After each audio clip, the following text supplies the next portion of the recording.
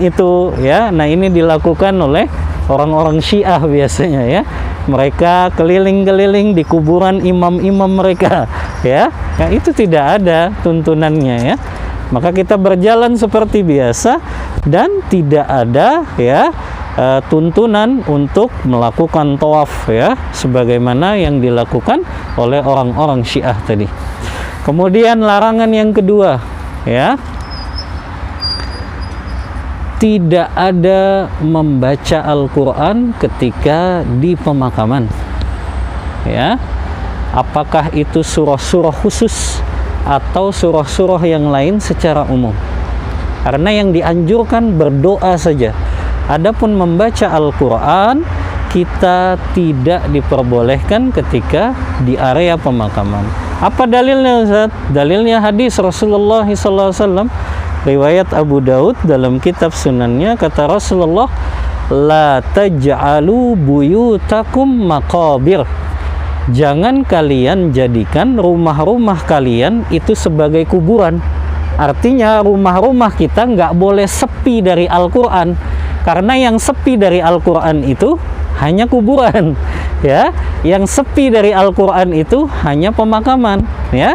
Maka rumah itulah yang kita perbanyak baca Al-Quran. Adapun di kuburan tidak ada syariatnya kita baca Al-Quran di kuburan. Dan wallahu a'lam, ana belum mendapatkan riwayat bahwasannya para sahabat gitu ya, dan Rasulullah ketika berziarah ke Baqi ya, dalam hadis Bukhari ya, ketika suatu malam Rasulullah bangun, kemudian tiba-tiba Aisyah pun bangun dan mengikuti Rasulullah di belakangnya ya. Ternyata Rasulullah diperintahkan oleh Allah untuk berziarah ke makam Baqi, ke makam para sahabat ya. Antum yang pernah umroh pasti pernah ya, atau haji pernah ziarah ke makam Baqi itu ya, yang nggak jauh ya dari Masjid Nabawi itu ya. Nah, Rasulullah ziarah ke sana dan belum ada dalil yang menyebutkan Rasulullah ketika berziarah beliau sambil membacakan Al-Quran, tapi beliau hanya mendoakan penduduk Baqi ya. Makanya ketika Aisyah bertanya, kenapa engkau malam-malam kok keluar wahai Rasulullah? Kata Rasulullah, aku diperintahkan oleh Allah untuk berziarah, mendoakan kaum muslimin yang dikuburkan di pemakaman Baqi ya.